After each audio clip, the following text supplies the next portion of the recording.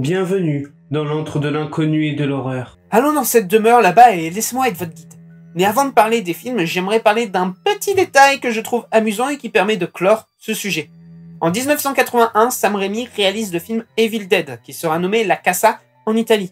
Actuellement, vous croyez que je me suis trompé de miniature et même de série, car Evil Dead est assez connu, mais attendez. En 87 sortira Evil Dead 2, qui se nommera La Casa 2 dans le même pays. Mais 2 ans avant, en 85, est sorti House, se nommant Chi è sepolto in quella casa, en Italie. Cela signifie qui est enterré dans la maison. Alors, je n'ai pas pris LV2 italien, donc mon accent italien est éclaté. Merci d'être compréhensif et de ne pas m'en vouloir pour ça. J'ai préféré LV2 espagnol. Bref, revenons sur le sujet de la vidéo. À partir de là, peut-être ne voyez-vous pas encore le rapport, mais bientôt, ne vous inquiétez pas. La même année que Evil Dead 2, La Casa 2, est sorti House 2, The Second Story. Incroyable le hasard du calendrier, dites donc. Et il a été nommé en Italie La Casa di Helen. Et c'est maintenant que le bordel va commencer, car en 88, l'Italie surfa sur le succès de Evil Dead 2 et Joe D'Amato réalisa La Casa 3, Ghost House. Puis en 88, la même année, est sorti un second film apocryphe se nommant La Casa 4, Witchcraft. Ensuite, nous avons eu en 90 La Casa 5 ou Beyond Darkness. Donc actuellement, on a Evil Dead 1 et 2 qui ont tellement marché, donc on a associé en Italie 3 fausses suites faisant qu'on en est à 5. Et de l'autre côté, 2 films qui sont canons entre eux, qui n'ont pas de nom en commun en Italie. Mais ce n'est pas fini. Vous vous rappelez de House 2 sorti en 87 ? Eh bien, il s'agit aussi de La Casa 6.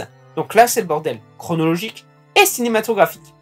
Puis en 89 est sorti The Horror Show, qui devait être House 3, mais qui a été éloigné car trop différent, en gardant quand même le House 3. Mais les Italiens l'ont nommé Casa 7. Puis enfin en 92, House 4, The Repossession, est sorti et sera nommé en Italie La Casa 8. Non. Mais House 4, Presence Impalpabili, présence impalpable, ou Enchi ha ucciso Roger, qui a tué Roger. Le bordel est fini. Je considérais ça important de le souligner tellement cela est compliqué et important en termes de recherche. Et puis vous pouvez dire maintenant que l'Italie a foutu la merde avec Evil Dead et House. Sachant qu'en 92 est sorti le vrai Evil Dead 3, qui se nommera là-bas l'Armata delle Ténèbres, l'armée des ténèbres. Bon, maintenant que j'ai annoncé la couleur, allons dans le labyrinthe qui est la quadrilogie House. Le rôle de Gnosisler est de savoir si je conseille ces films et ce dont j'en ai pensé. Déjà, si vous me connaissez, vous savez que s'il y a une vidéo, cela veut forcément dire que je conseille l'œuvre. Mais pourquoi est-ce que je conseille ces films? Et qu'en ai-je pensé surtout? Dans les méandres labyrinthiques de la quadrilogie House, un périple ensorcelant vous attend, où les contours de la réalité se fondent dans l'obscurité onirique de l'imagination. Shane Cunningham, maestro du macabre avec son emblématique Jason Voorhees, a tissé une toile d'histoire envoûtante, loin des sentiers familiers de ces frissons du vendredi 13. Chaque volet de cette saga est un voyage dans l'inconnu, une plongée au cœur des ténèbres, où l'horreur se mêle à l'humour, où le réel se perd dans le dédale des rêves. Dès le deuxième opus, les spectateurs sont entraînés dans une valse temporelle, où les personnages se retrouvent prisonniers d'une spirale étrange où passé, présent et futur s'entremêlent dans un tourbillon de folie. Mais ce n'est là qu'une parcelle du mystère qui nimbe cette série de films. À chaque coin de rue, à chaque porte qui grince, se cache un secret plus sombre que la nuit elle-même, prêt à se dévoiler dans toute sa grandeur terrifiante. Cet aïeul, rencontrant son arrière-petit-fils, et finit dans un état d'ébriété avec lui. Cette chenille, chien, d'une mignonitude élevée, je le trouve trop chou. L'ambiance, ce qui rend ces films si captivants, c'est leur capacité à transcender les conventions du genre, à flirter avec l'absurde tout en conservant une aura de terreur palpable.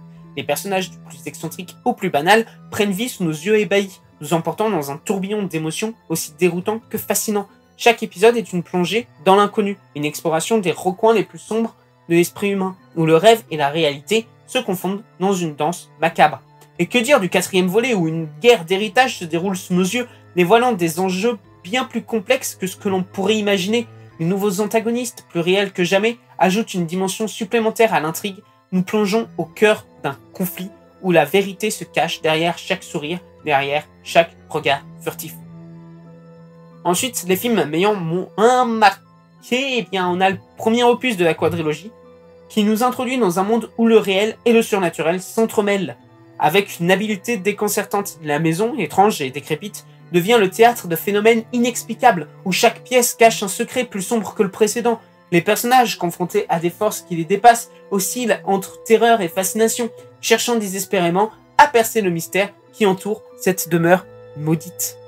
Quant au troisième volet, il nous plonge dans un tourbillon d'horreur psychologique où les frontières entre la réalité et l'illusion deviennent floues. La maison, cette fois-ci, se révèle être le reflet déformé des tourments intérieurs de ses occupants. Ces murs, témoins muets de leurs peurs les plus profondes, chaque couloir obscur, chaque porte close nous entraîne un peu plus loin dans les méandres de la folie humaine. Nous confrontons à nos propres démons, avec une intensité rarement égalée. Dans ces deux volets, la maison occupe une place centrale, agissant comme un personnage à part entière, dont les secrets obscurs continuent de hanter les protagonistes bien après la fin du film.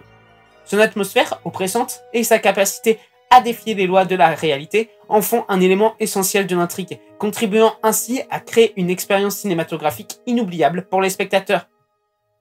J'ai été transporté par l'originalité et l'audace de cette saga, par sa capacité à nous surprendre à chaque tournant, à nous captiver jusqu'à la dernière seconde. Les moments de frayeur se mêlent à des éclats de rire, créant un crescendo d'émotions qui nous laisse pantelants, mais assoiffés de plus. D'ailleurs, en 2024, il y aura une reconstruction de la saga par le même réalisateur dans un projet de reboot. Et j'ai hâte! En conclusion, je ne peux que vous encourager à vous aventurer dans cet univers envoûtant où les maisons cachent bien plus que des secrets. Elles sont des gardiennes des rêves et des cauchemars qui hantent nos nuits les plus sombres. La quadrilogie House est bien plus qu'une simple série de films d'horreur. C'est une expérience sensorielle, un voyage initiatique dans les méandres de l'imaginaire où chaque instant est une révélation, où chaque frisson est une promesse de découverte terrifiante. J'espère que cette vidéo vous a plu. Si c'est le cas, je vous invite à laisser un pouce en l'air et à mettre un petit commentaire pour me donner vos avis. Pourquoi pas aussi me conseiller d'autres films et concepts de vidéos.